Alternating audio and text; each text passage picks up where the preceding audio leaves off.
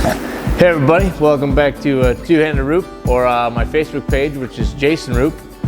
Today we're going to be going over my homemade ball jig on my wooden drill press. So hopefully I'll be able to show you guys how I made this. I think this is really only going to be good if you drill probably 5-10 bowling balls a year. Then you probably come out on top.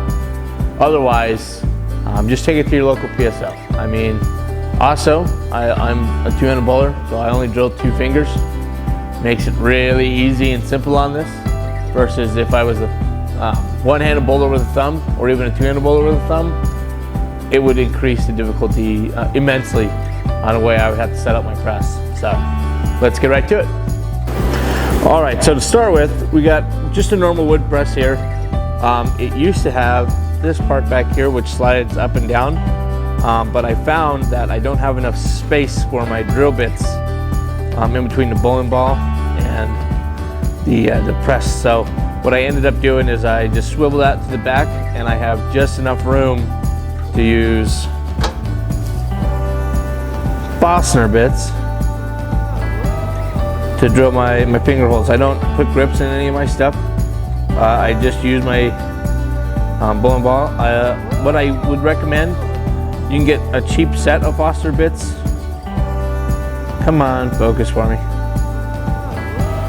You can get a cheap set of Bossner bits at any Harbor Freight or anything like that. But once you find your sizes, get the carbide tip ones. They cut so much better and last way longer.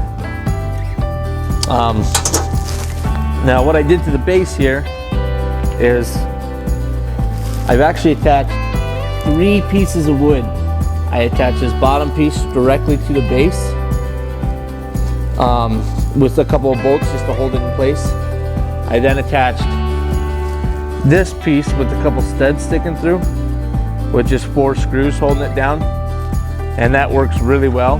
The way I did these studs coming up is all I did is I drilled a hole straight through this while it was off of the base, and hammered the back of these bolts into this soft piece of pine here.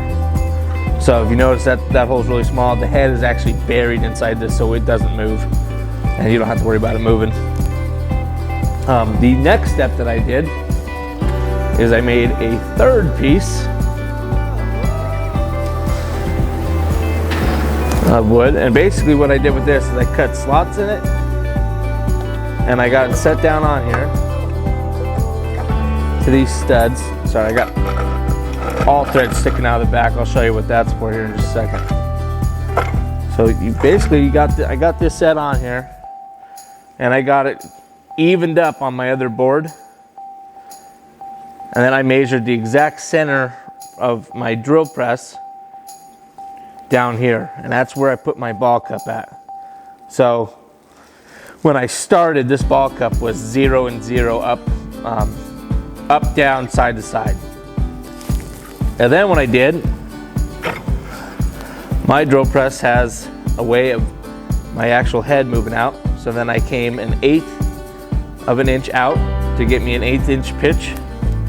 And I put measurements down here on the side of base where I started. And now if I move it to the left, I get 1/8 of a pitch that way, or half a pitch, whatever you want to do. If I move it this way, I can get a pitch going this way, and I lock it all down. I lock it all down with just these washers and a couple of nuts.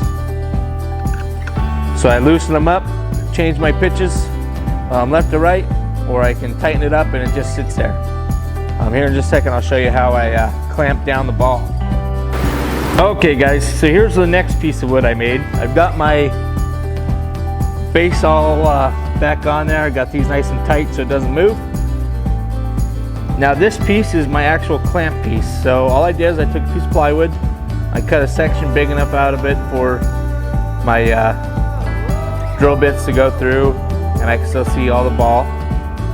I cut these slots in the back, and if you remember that all thread back here that's attached to the base, I can slide this in here Those slots slide into the all thread, or the all thread slides into the slots. And now, all I do is I attach a clamp to the front.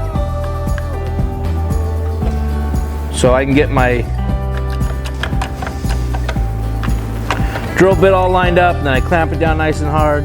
And this does not move. I've used this probably close to 20 times now, and I mean, it's just worked flawlessly every time. Again, this is really only going to be beneficial if you drill a lot of stuff every year. And like I said, you got to really make sure your press is big enough, because this is pretty much as short of a bit as you can find. It will still go deep enough into the ball. And you're going to see here, it is just enough room to fit into this press and still allow me to drill.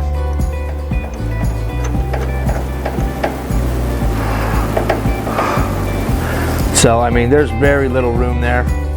I do drill my fingers just as deep as I can go, pretty much right at 3 inches. And it is really important when you do get into this, check your PAP, recheck it.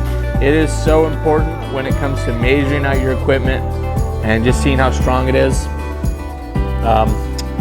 It's really easy to do. I'll do a video on that later. I hope this helps. I'll also be showing a video of my homemade ball spinner, and I'm going to be making a homemade revitalizer, getting the oil out of the ball. Those will be coming soon. Thank you, and hope you enjoy.